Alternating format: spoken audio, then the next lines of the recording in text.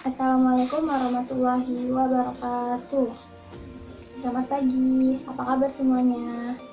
Mungkin kalian asing melihat muka kakak atau muka ibu. Sebelumnya izinkan untuk kakak memperkenalkan diri. Baiklah, perkenalkan, nama kakak adalah Zahra Al-Mubarakah. Kalian bisa memanggil kakak Zahra atau Ibu Zahra. Nah, di sini ibu bertugas PPL di FTS Negeri 2 Kota Jambi untuk mengajar kelas 7H. Jadi, ibu minta kerjasamanya selama 2 bulan ini. Ibu akan mengajarkan materi matematika. Nah, sebelumnya ibu telah menemui ibu sama guru kalian sebelumnya. Di sini ibu akan membuat video pembelajaran mengenai operasi pada pecahan. Nah, operasi pada pecahan itu terbagi menjadi 2 subbab lagi. Yang pertama adalah operasi pecahan biasa, yang kedua operasi pecahan desimal. Untuk lebih lanjutnya, silahkan adik-adik simak video berikut ini, dan setelah menyimak video yang telah kalian simak, kerjakan soal yang ada ya. Kita langsung masuk pada materi, yaitu adalah operasi pada pecahan. Nah, operasi pada pecahan ini terbagi menjadi dua, yaitu operasi pada pecahan biasa dan operasi pada pecahan desimal. Kita langsung saja membahas tentang operasi pada pecahan biasa. Pertama adalah penjumlahan dan pengurangan. Sebelum memasuki pengertian, coba pahami dulu contoh yang telah ibu berikan. Kita memiliki satu buah pizza, kemudian kita potong menjadi 4 bagian. Nah, jadi kita dalam 4 bagian ini membagikan kepada keempat anak. Yang anak pertama adalah Asep, yang kedua adalah Budi, yang ketiga adalah Cinta, dan yang keempat adalah memberikan kepada Dodit.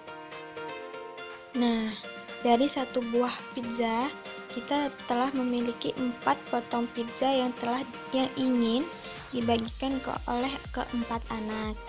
Ini artinya setiap anak mendapatkan 1/4 bagian dari satu buah pizza. Kenapa menjadi 1/4? Karena satu buah pizza tadi dibagi menjadi 4 bagian sama besar, di mana satu bagian atau satu potongan pizzanya besarnya sebanyak 1/4. Dan ini inti dari pecahan, yaitu ada satu yang besar, kemudian dipecah-pecah atau dibagi-bagi menjadi beberapa bagian. Nah, di sini Dodit tidak suka pizza, sehingga pizza bagiannya diberikan kepada Cinta. Dan jadinya total pizza yang didapatkan oleh Cinta sekarang adalah, sehingga Cinta sekarang memiliki 2 bagian atau 2 potongan pizza. Jadi punya Cinta pizzanya adalah 1/4 ditambah 1/4, seperti pada tanda pink yang telah ibu tandain pada pizzanya. Untuk memperdalam pemahaman kalian, maka pizza yang dimiliki Cinta adalah 1/4 ditambah 1/4 sama dengan 2/4 atau sama dengan setengah bagian dari potongan pizza. Karena penyebutnya sama, kita bisa langsung menjumlahkannya. Nah, bagaimana Bu jika penyebutnya tidak sama? Jika penyebutnya tidak sama, maka kita akan mencari KPK dulu dari 2 penyebutnya, atau kelipatan persekutuan terkecilnya.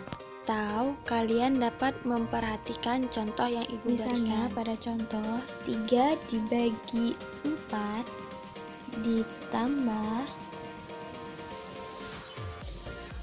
2 dibagi 8.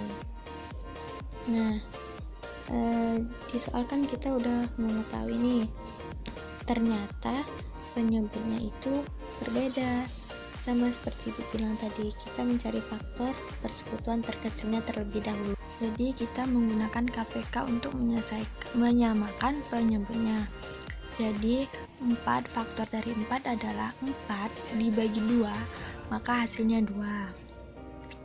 Kemudian 8 dibagi 2 hasilnya adalah 4. 4 dibagi 2, hasilnya adalah 2. Maka faktor dari 4 adalah 2 dikali 2 sama dengan 2 pangkat 2. Dan faktor dari 8 adalah 2 kali 2 kali 2 atau 2 pangkat 3. Nah, kelipatan persekutuan terkecil atau KPK adalah diambil pangkat terbesar. Jadi KPK 4 dan 8 adalah 2 pangkat 3 atau 8. Nah, setelah menyamakan penyebutnya, 3 dibagi 4 ditambah 2 dibagi dengan 8 sama dengan KPK-nya tadi adalah 8. Jadi 8 dibagi 4 dikali dengan 2. Jadi hasilnya adalah 6. Kemudian 8 dibagi 8 adalah 1.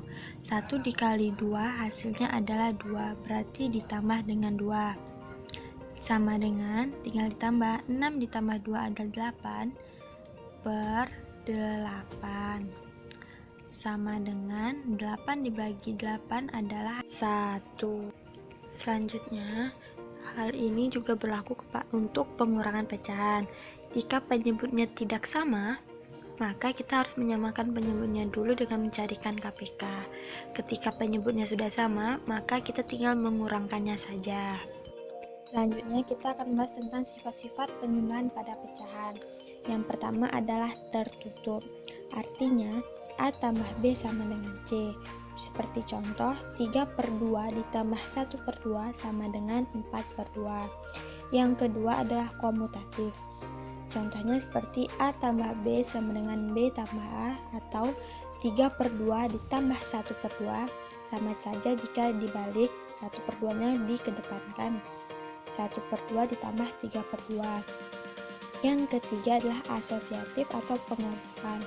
Contohnya seperti A tambah B tambah C sama dengan A tambah B tambah C. Yang keempat adalah inverse.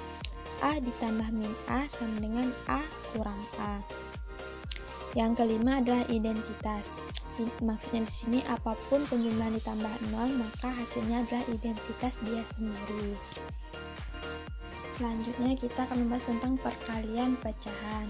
Sudah ada ketentuannya seperti A per B kali C per D sama dengan A kali C per A kali D. Untuk lebih pahamnya pada contoh, misalnya 4/3 kali 2/5, maka hasilnya 4 dikali 2 sama dengan 8, dan 3 dikali 5, maka hasilnya adalah 15. Kita tidak perlu menyamakan penyebutnya lagi, langsung dikalikan saja. Langsung kita masuk ke sifat-sifat perkalian pada pecahan.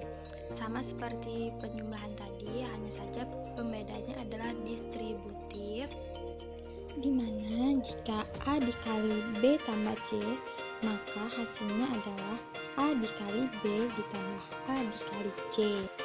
Selanjutnya kita masuk ke C, pembagian pecahan. Di pembagian pecahan ini adalah kebalikan dari perkalian. Contohnya seperti A per B dibagi C per D, maka hasilnya adalah A per B dikali dari kebalikan C per D, yaitu menjadi D per C. Untuk memperdalam pemahaman kalian, di sini Ibu akan memberikan contoh, yaitu seperti 2/3 dibagi 4/5. Jadi kebalikan dari 4/5, maka 2/3 dikali menjadi 5/4. Maka hasilnya adalah 10/12. Selanjutnya kita akan membahas pembahasan terakhir, yaitu D, pemangkatan pecahan.